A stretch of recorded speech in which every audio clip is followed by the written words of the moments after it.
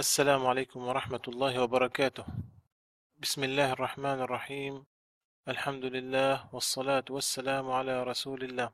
نبدأ معا يا إخوة أولى دروسنا في الدورة التطبيقية لتعليم التصميم بالإلستريتر. بداية أود أن أتكلم لماذا الإلستريتر. لقد انتقلت إلى العمل على برنامج الإلستريتر مع أني كنت من مستخدمي برنامج كورل درو لسنوات طويلة، لأنه متوافق تماما ومنسجم مع باقي برامج شركة أدوبي، وخاصة الفوتوشوب، وكذلك أدوبي أكروبات وإنديزاين ودريم ويفر وفلاش. ولهذا أنصح كل من يريد العمل على برنامج تصميم الفيكتوري أن لا يتردد لحظة في استخدام هذا البرنامج الكبير جدا جدا جدا. سيكون هذا الدرس عبارة عن مقدمة وبعض المعلومات الأساسية التي ستكون أساسا لانطلاقنا في التطبيقات والدروس التطبيقية.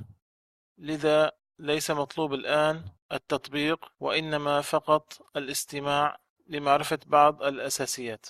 كل من ثبت البرنامج وعند فتحه لأول مرة في الغالب سيكون هذا الشكل هو الظاهر، أي أنه سيرى واجهة البرنامج بهذا الشكل.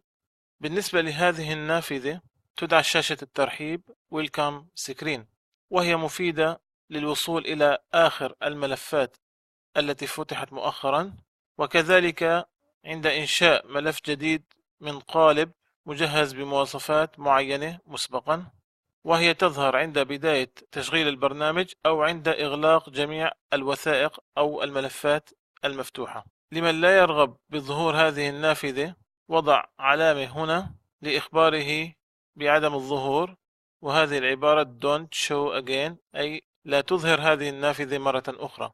وبعد إغلاقها فلن تظهر هذه النافذة عند تشغيل البرنامج مرة أخرى. وفي حال رغبنا بظهورها نذهب إلى قائمة المساعدة Help، وننقر على الأمر Welcome Screen، ثم نزيل هذه العلامة فتظهر لنا مرة أخرى. نجد على اليسار صندوق الأدوات هذا، وهذه الأدوات هي التي سنستخدمها لإنشاء التصاميم. وأما على اليمين فهذه الأيقونات الصغيرة للوصول إلى نوافذ الخصائص التي من خلالها نستطيع التحكم بخصائص ومواصفات العناصر المستخدمة في التصميم، والتي كنا قد أنشأناها من خلال هذه الأدوات. هذه الأيقونات هي لاختصار المساحة، حيث نستطيع الوصول إلى النافذة من خلال النقر على إحداها، ولكن يفضل أن نوسعها لكي تبقى مفتوحة حتى لا نضطر كل مدة أن نفتحها وتغلق وهكذا. إذن نوسعها، ولإعادتها مصغرة النقر على هذين السهمين الصغيرين. نلاحظ أن كل نافذة فيها عدة مجموعات للتبديل. لاحظوا الآن لا يوجد خصائص لأنه لا يوجد وثيقة مفتوحة ولا يوجد عنصر محدد حتى تظهر الخصائص. الآن سنتحدث عن الفرق بين برنامج الإلستريتر وبرنامج الفوتوشوب. لعله لا يوجد مصمم لا يعرف ما هو الفوتوشوب، ولكن يوجد كثيرون من لا يعرفون إلا القليل عن الإلستريتر أو لا يعرفونه بالمرة. برنامج الفوتوشوب هو برنامج من البرامج التي تتعامل مع الصور النقطية، وأما برنامج الإلستريتر فهو من البرامج التي تتعامل مع الصور الفيكتورية. ما هو الفرق بين الصورة النقطية أو البكسلية والصورة الفيكتورية أو المتجهية أو الشعاعية؟ الصورة النقطية تقوم بحفظ البيانات التي تعبر عن لون كل نقطة في الصورة. كل نقطة في الصورة، أظن أن معظمكم قد رأى هذا الشكل من قبل. هذه صورة حقيقية أخذت بالكاميرا، وهذه صورة مصممة ببرنامج الإلستريتر. بالنسبة للصورة النقطية، لو حاولنا أن نكبر، لاحظوا كبرنا هذا الجزء، هذا ما نقصد به أن الصورة عبارة عن بكسلات، حيث كل بيكسل، هذه المربعات الصغيرة، لها لون محدد. ولحفظ هذه الصورة يجب حفظ الدرجات اللونية المركبة للون كل عنصرة أو كل بيكسل على حدة، وهذا ما يفسر حجم الملفات الكبير بالنسبة لملفات الفوتوشوب أو الملفات الصور النقطية.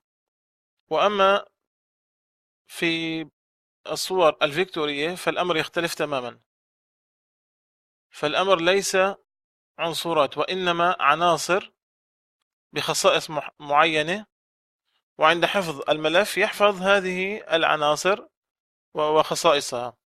لنقوم بتكبير هذا الجزء،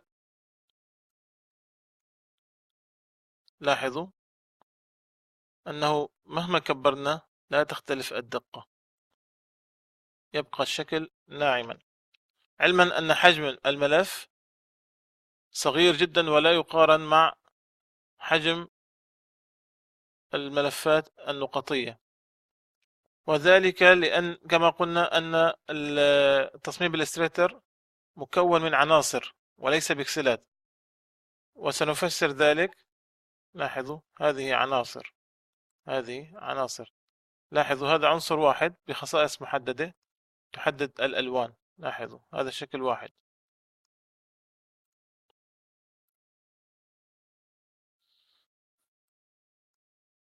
لاحظوا.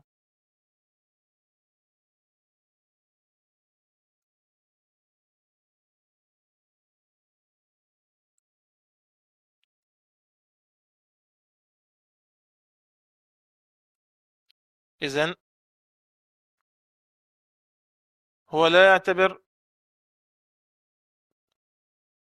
هذه نقاط ملونة يجب حفظها نقطة نقطة، وإنما يعتبرها قطعة واحدة، ويقوم بحفظ فقط إحداثيات النقاط مع الألوان. وهذا ما يفسر الحجم الصغير بالنسبة للملفات الفيكتورية، إضافة إلى ذلك الحفاظ على الدقة مهما كبرت الصورة.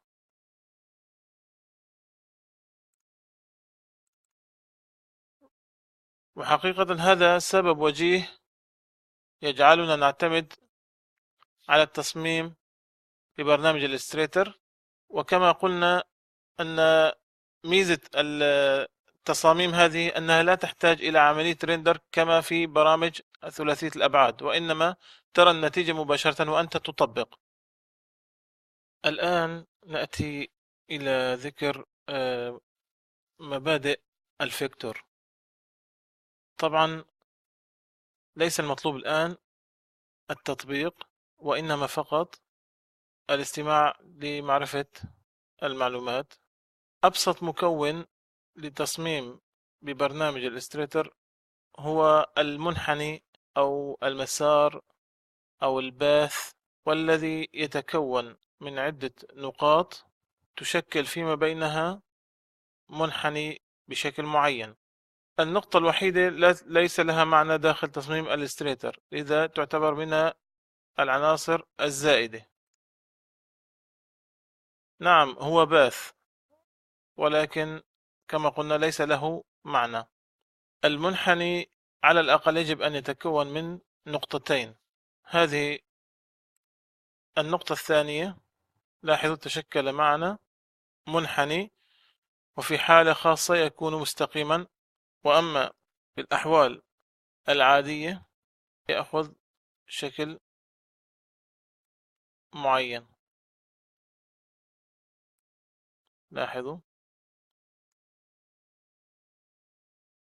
هذا المنحني يدعى منحني بيزيه نسبة إلى بيير بيزيه، المهندس الذي قام باكتشاف معادلة هذا المنحني، والذي من خلالها نستطيع أن نرسم منحني بشكل معين بمعرفة نقطتي البداية والنهاية ونقطتي التحكم المماسية.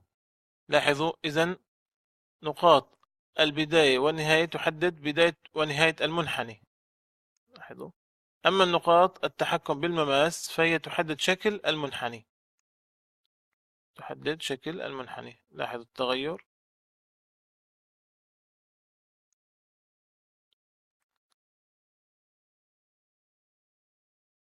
نعم، هذا منحني مكون من نقطتين.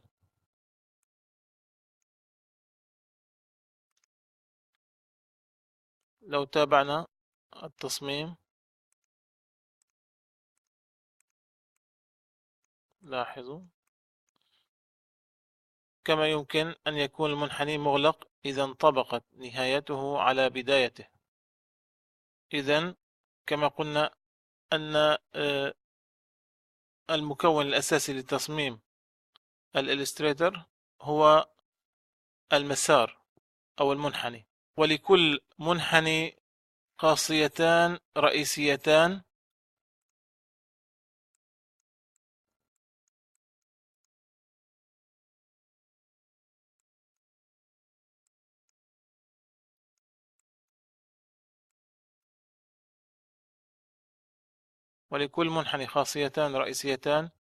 هما التعبئة والإحاطة.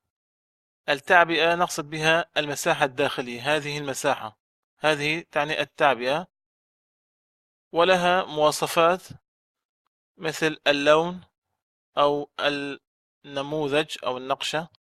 وأما الإحاطة ونقصد بها هذا الإطار الخارجي وما يحمله من خصائص ومواصفات مثل اللون، السماكة، النقشة وغيرها. الوصول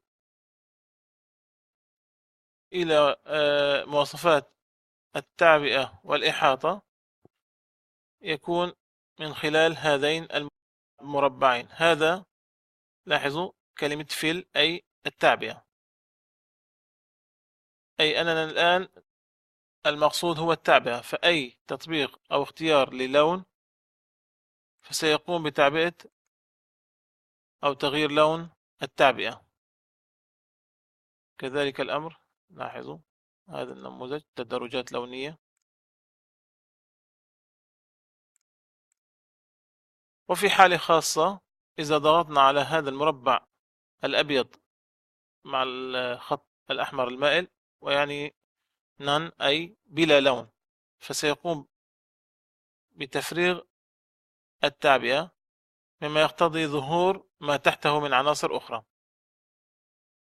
أما إذا نقرنا هنا فالمقصود الآن هو الإحاطة، وأي تطبيق للألوان فيتغير لون الإحاطة. كذلك الأمر، لاحظوا تغيير سماكة الخط أو لرسم بعض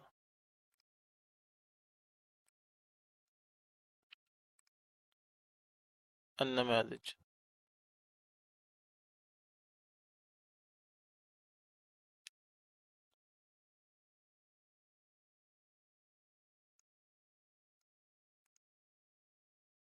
يوجد خصائص أخرى للعنصر تكون عبارة عن خصائص حية سنتحدث عنها في حينها.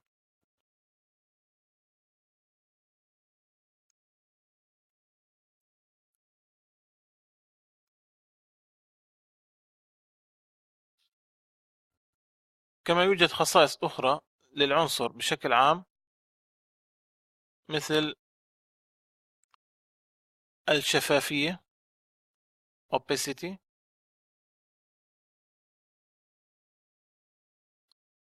وتعني درجة الشفافية لاحظوا.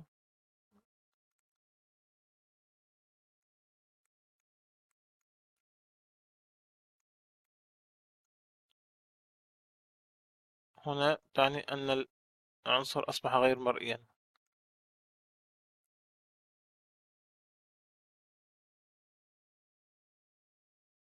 كما تظهر بعض الأحيان أوامر بشكل تفاعلي، مثل هذه الأوامر للمحاذاة والتوسيط. وننوه أنه في بعض الأحيان يمكن الوصول إلى الأمر من أكثر من جهة. فمثلا يمكن التبديل بين التعبئة والإحاطة من خلال صندوق الأدوات، لاحظوا، أو من خلال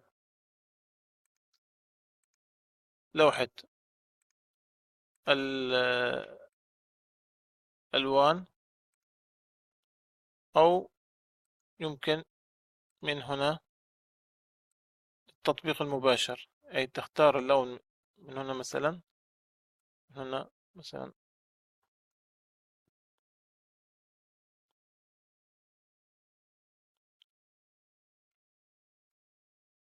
نكتفي بهذا القدر لدرسنا اليوم، لنبدأ في الدرس القادم بإذن الله تطبيق تصميم بسيط نستطيع من خلاله تعلم بعض الأدوات.